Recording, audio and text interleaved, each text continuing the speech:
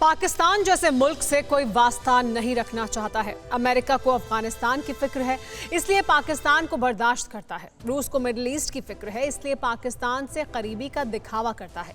चीन को हमारे जांबाजों से खौफ है, इसलिए पाकिस्तान को खैरात देता है। लेकिन चीन की कोई साजिश अब कामयाब नहीं होने वाली है।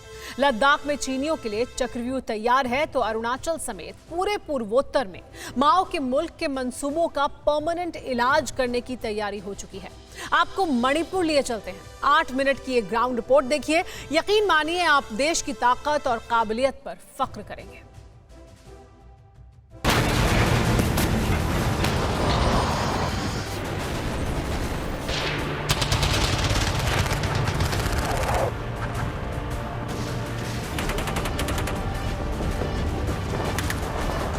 बारूद बरसाती तोपें,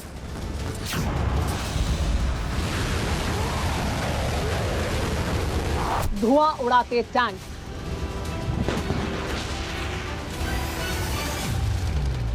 फौजी ट्रकों की कतार और शंघाई के सियार।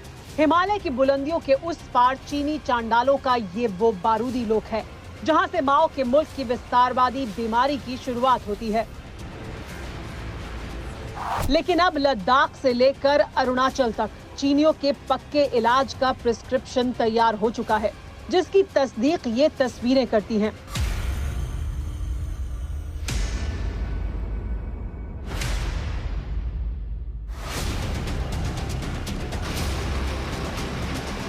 सिक्किम से लेकर अरुणाचल तक में चीन की साजिशों से निपटने की तैयारी ऐसी है। ये जो सीमेंट के ऊंचे पिलर दिख रहे हैं, ये सिर्फ हिंदुस्तान की काबिलियत का ही प्रमाण नहीं है, बल्कि आने वाले वक्त में ये दुनिया का सबसे ऊंचा रेलवे पुल होने जा रहा है।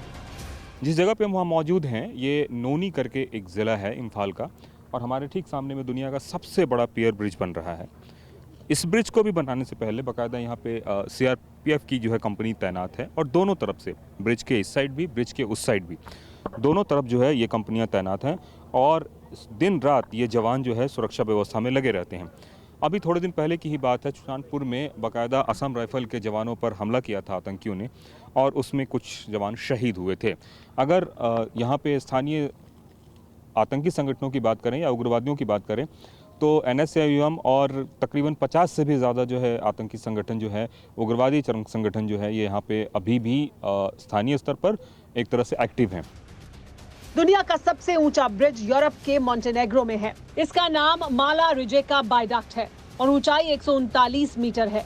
वहीं मणिपुर में बनने वाले ब्रिज की ऊंचाई 141 मीटर होगी। ये पुल बनते ही नया रिकॉर्ड तो बनेगा ही, देश के बाकी हिस्सों से पूर्वोत्तर की दूरी और कम हो जाएगी। पुल की ऊंचाई 141 मीटर यानी 34 मंजिला इमारत के बराबर है। ये पुल जिरीबाम को मणिपुर की राजधानी इम्फाल से जोड़ता है। प्रोजेक्ट पूरा होने के बाद जिरीबाम से मणिपुर की दूरी सिर्फ 111 किलोमीटर रह जाएगी। मौजूदा वक्त में ये फासला 220 किलोमीटर का है। इतना ही नहीं, इस प्रोजेक्ट के पूरा होने के बाद जिरीबाम से इम्फाल का फासला 2 से 2.5 घंटे में पूरा किया जा सकता है।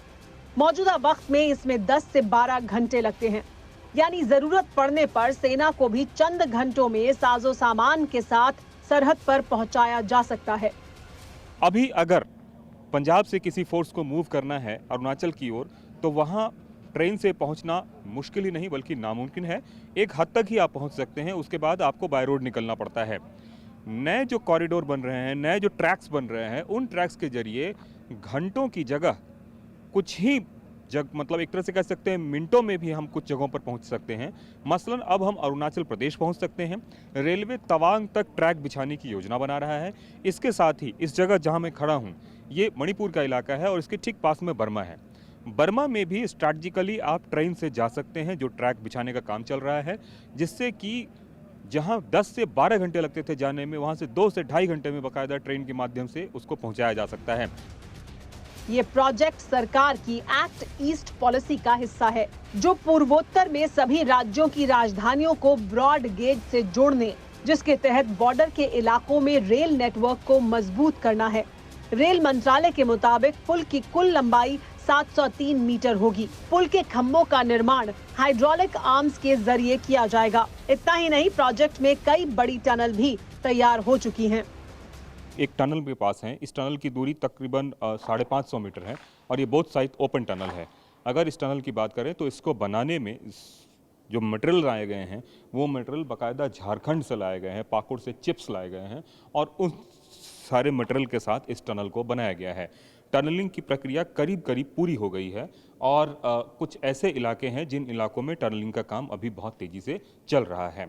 टनलिंग को कुछ इस तरह से भी किया गया है जिससे कि अगर जो यहाँ के पहाड़ हैं वो बहुत ज़्यादा सॉलिड रॉक नहीं है, इसलिए बाकायदा इसमें सीमेंटिंग वगैरह प्रॉपर तरीके से की गई है जिससे कि पहाड़ के टूटने या झड़ने की स्थिति में इस तरह की सीमेंटिंग से जो है उसको रोका जा सके।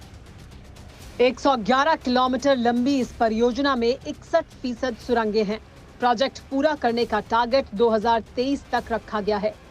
ज़ेरीबाम से इम्फाल पूरा प्रोजेक्ट जो है हम दिसंबर 2023 तक कंप्लीट करेंगे और जहाँ तक इस पुल के कंप्लीशन की बात है, ये हम जुलाई 2022 तक इस पुल को हम कंप्लीट कर लेंगे और इस पुल के ऊपर जो रेलगाड़ियाँ हैं वो नवंबर 2022 से चलने लगेंगी।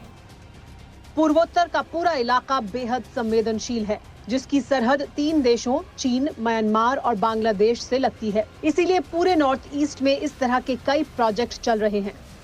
परवाह देश की, सोमवार से शुक्रवार रात 10 बजे TV9 भारतवर्ष पर। देश बनता है अपने नागरिकों से, ऐसे नागरिक जो अधिकार के साथ कर्तव्य पर भी ध्यान दें, जो सच्चाई का आदर करें लेकिन असत्य से लड़ना भी सीखें, जो सिर्फ जानकार न बने बल्कि जागरूक भी रहें। इस काम में TV9 डिजिटल है आपका मददगार लगातार, ताकि आप भीड़ का हिस्सा न बने बल्कि राह दिखाएं भीड़ को। देखते रहिए TV9 डिजिटल।